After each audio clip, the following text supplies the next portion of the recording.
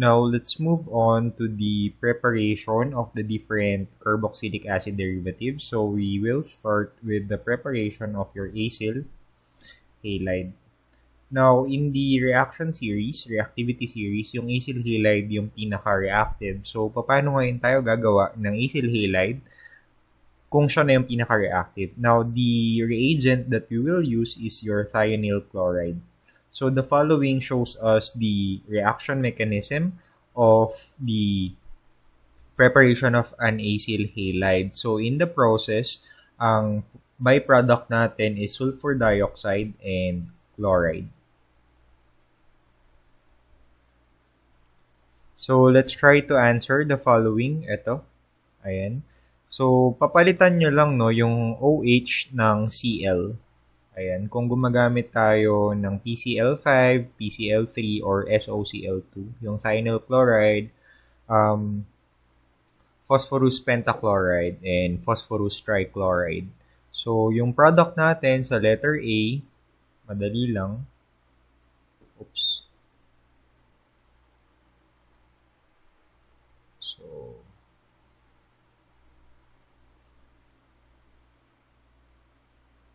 and then sa letter B,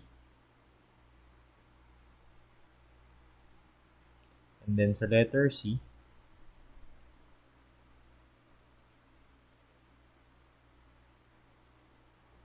ayan. So, madali lang naman sundan.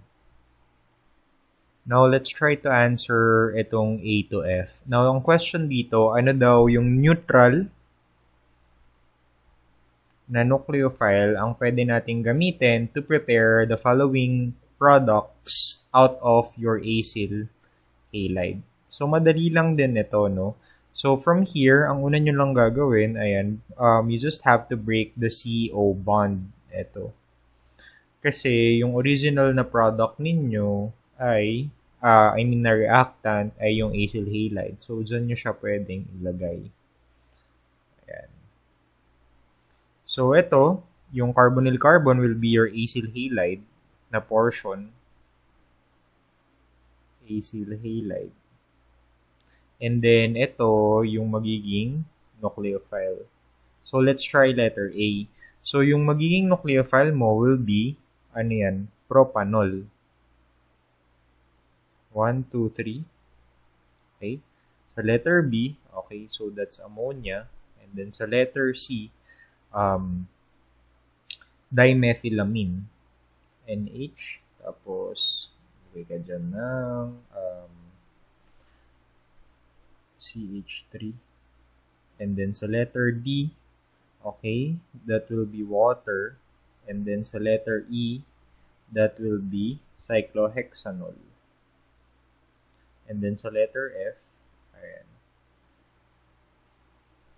So that will be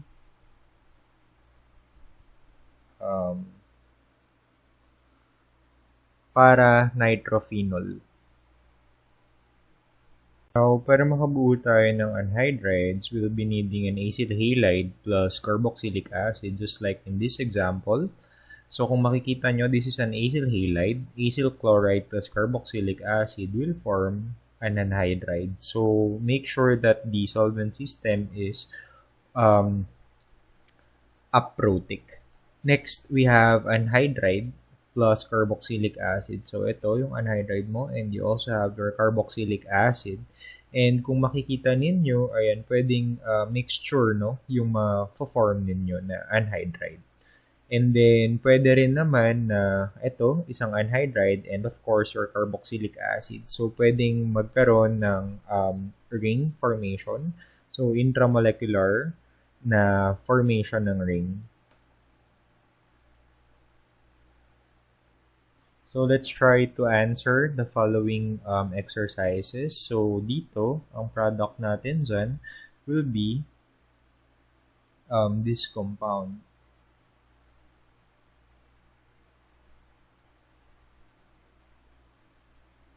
And then, dito naman, obviously, meron kang intramolecular na reaction. So, para mas makita natin or ma-appreciate, kailangan talaga nating magbilang. So, yung mafo-form na ring, ayan, pwedeng 5 or pwedeng 6-membered ring kasi yun yung pinaka-stable natin. So, we have 1, 2, 3, and then 4. So, ito, dito sa compound na to, meron ka ng 4 na possible members. So, yung isa pa will be that of the oxygen. Kaya, ang mafo-form mo na compound ay ito.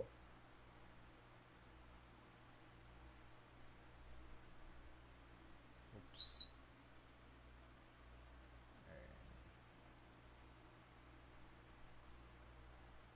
So, ito yung pang-5. So, ito yung carbon 1, carbon 2, carbon 3, carbon 4, and then your fifth member will be that of oxygen. Now, the following shows us the different reactions that your anhydrides undergo. So, number 1 is the reaction of your anhydride with an alcohol producing an ester and a carboxylic acid. So, para siyang esterification. And then, number 2, reaction of your anhydride with water producing carboxylic acid. So, it's hydrolysis. And then, the third reaction is the reaction of your anhydride with an amine producing an amide and a salt. Remember that your end product for the hydrolysis or for the breaking down of your anhydride is another carboxylic acid. Hence, the reaction of a base with an acid produces this salt. Moving forward, let's now discuss the preparation of esters. So in this reaction, you'll be needing an acid derivative and an alcohol. And the products would be, of course, your esters. So let's take a look at the mechanism on how your esters are produced using an acid derivative. So tignan natin when yung very classic is yung reaction ng inyong carboxylic acid with an alcohol na acid catalyzed. Ito din yung ginagawa ninyo sa laboratory. So for example, you have your acid plus an alcohol, say for example, methanol. Okay. Now, this is acid catalyzed, so the first step would be protonation.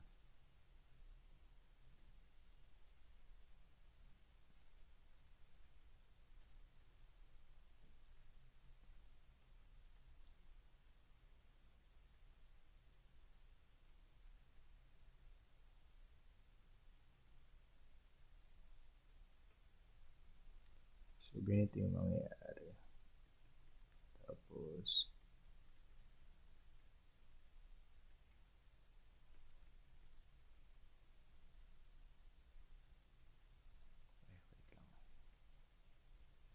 oops.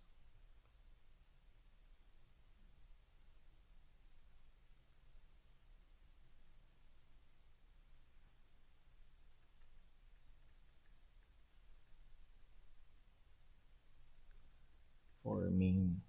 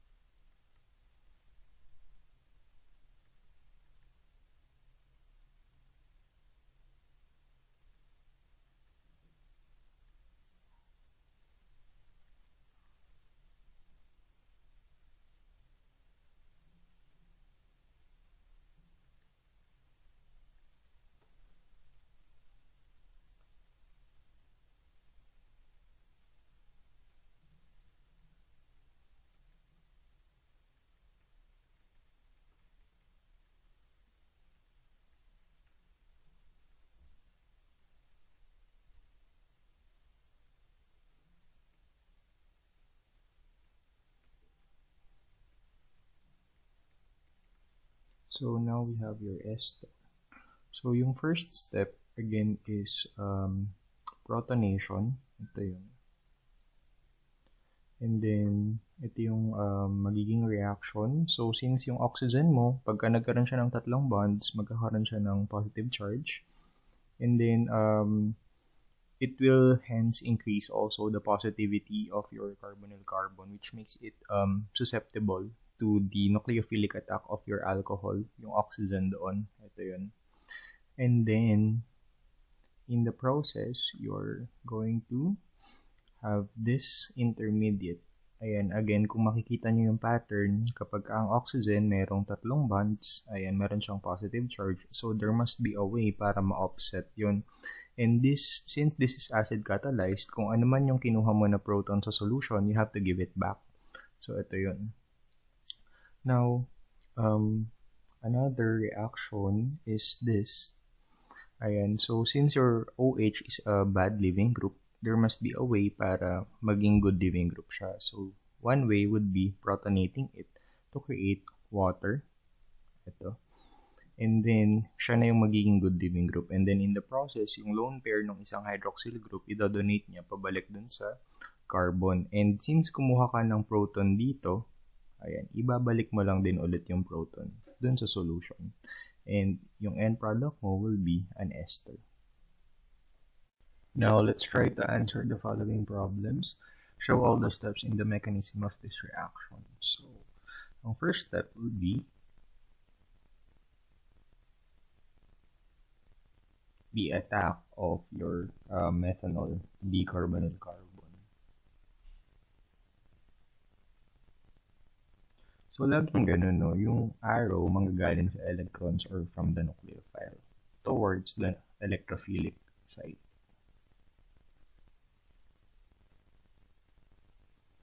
Okay.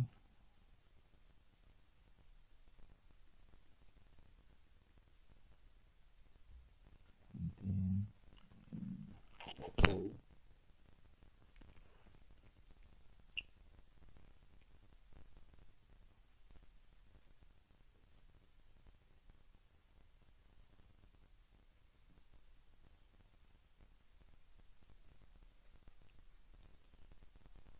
tapos, ito, palit lang din to. So, yung product mo would be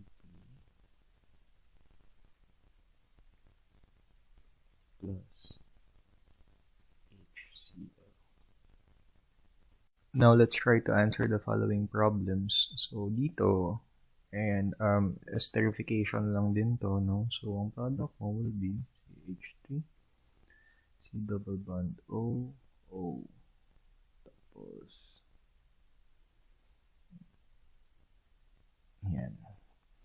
And then, this one also is acid catalyzed esterification. So, ang product mo,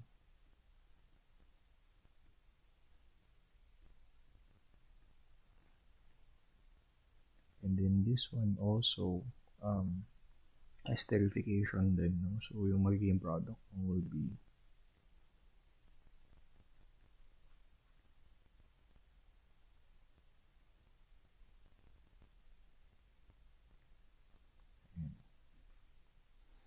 and then also in the process magkakaroon ka din ng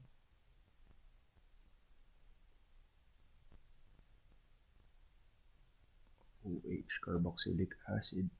And then this one, kapag nakikita nyo yung ganito, yung both the nucleophile, ito, and the electrophile, ito, ay nasa isang molecule, most likely it's an intramolecular esterification or intramolecular reaction. So, ang gagawin natin para hindi tayo malito, magbibilang tayo. So, 1, 2, 3, 4, 5, and then 6. So, 6-membered ring, including oxygen. So, yan yung 6-membered ring natin, and this is our oxygen.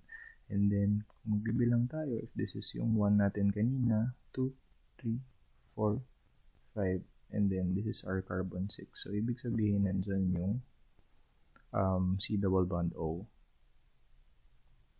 And then dito naman, okay, so yung magiging product natin will be an acyl halide.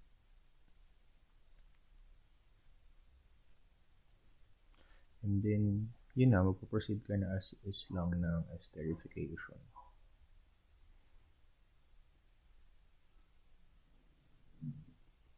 Ito, ganun lang din. Simpleng esterification lang din to.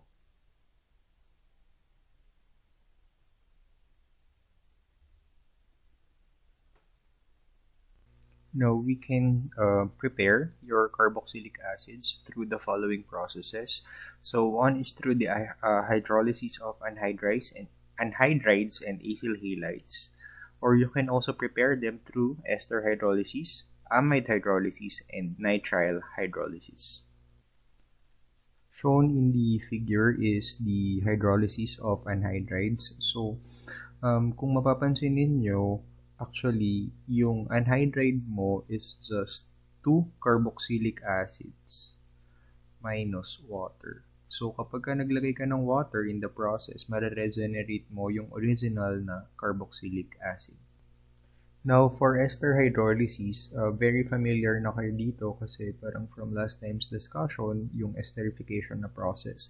So, babalik ta rin lang natin. So, you have here your nucleophile, which attacks the carbonyl carbon, and then magpo-form ka ng tetrahedral intermediate, and then in the process, when you regenerate the C double bond O, yung leaving group mo will be the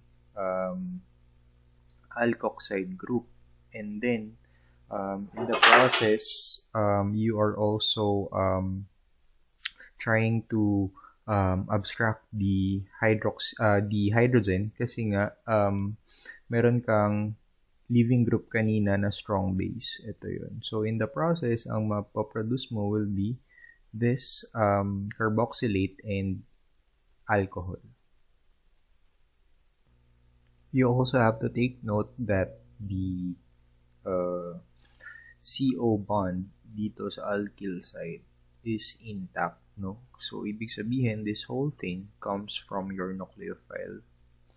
And then, ito, yung manggagaling sa ester mo. Okay, so ito, yung sa carboxylic acid rather. Ayan, dun sa esterification na process. So, ibig sabihin, itong whole thing na to, yung sa alkyl side mo, comes from the nucleophile. For example, yung alcohol. Ayan, and then this one, yung carbonyl carbon mo, comes from the carboxylic acid. So, kapag ka nagkaroon ng hydrolysis, of course, ang mangyayari, intact pa din itong portion na to. Tapos, siya ang magiging acid. This one naman shows the amide hydrolysis. So, you will be needing a strong base. Ayan. And then, yung workout mo, yung last step mo will be acidification para ma-regenerate mo yung carboxylic acid kasi otherwise, that will be a carboxylate group.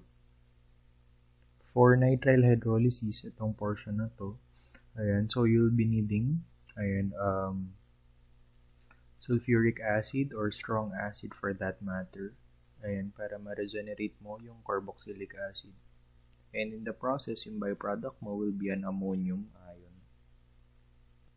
Let's try to answer the following problem. So, yung letter A, ayan, yung product mo will be dalawang acetic acid. Then sa letter B,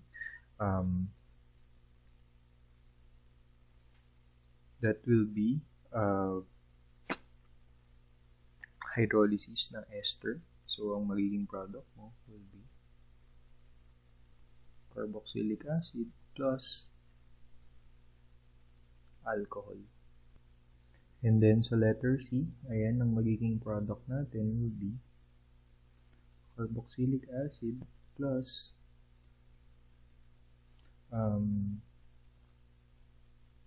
your amine. Ayan. And then sa letter D, ayan, ang magiging product natin will be carboxylic acid.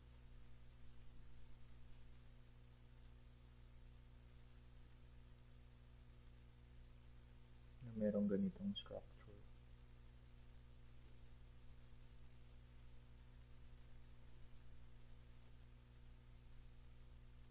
Now, let's take a look at the preparation of amides. So, we can prepare our amides from acids kasi derivatives naman sila ng carboxylic acids. Now, for a carboxylic acid to be converted into an amide, first you have to activate your carboxylic acid by converting it into an acyl halide first, followed by its reaction with an amine. So, secondly, you can prepare your amide by reacting an amine with an acyl halide, or you can also prepare an amide by reacting an amine with an acid anhydride. So, bakit yung carboxylic acid ninyo, hindi siya pwede na i-convert lang basta-basta into an amide? Remember that your carboxylic acid is an acid. And your amine, say for example, methylamine is basic. So when you react these two, okay, instead of producing an amide, what you will produce is salt. So in the end, ang mapoproduce mo plus ito. So, you will produce a salt instead of an amine. An amide rather. So, let's try to answer the following problems. So, yung letter A, answeran muna natin. So, ang inyong nucleophilic site will be your amine, and then yung electrophile ninyo will be the carbonyl carbon of the acid anhydride. So, in effect, sa letter A, ang magiging sagot natin will be this compound. Tapos, we have N, H, C double bond O, CH3 plus COOH. Okay? And then sa letter B, so the first thing that will happen is that you will activate. Nirepresent ko na lang ha as R kasi medyo mahaba. And then, ito na siya.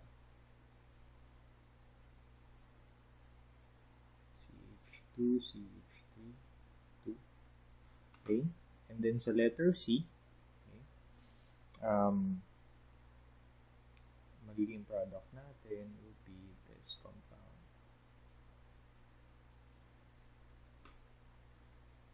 NH. PH.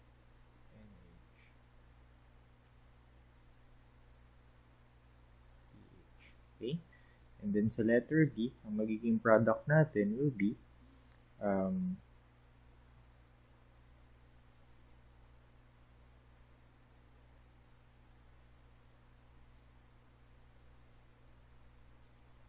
remember that your ester is more reactive than your amide, hence pwede kang makapag-produce ng amide from ester.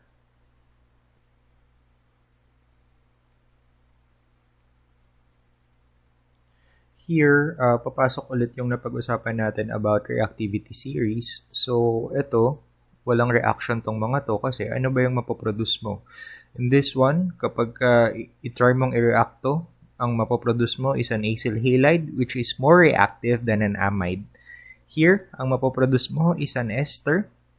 So, it's still more reactive than an amide. So, walang reaction. Ito naman, it's a carboxylic acid which is again more reactive than your amide. However, if we are going to apply heat, ayan, pwede tayong magkaroon ng carboxylic acid or an ester from an amide.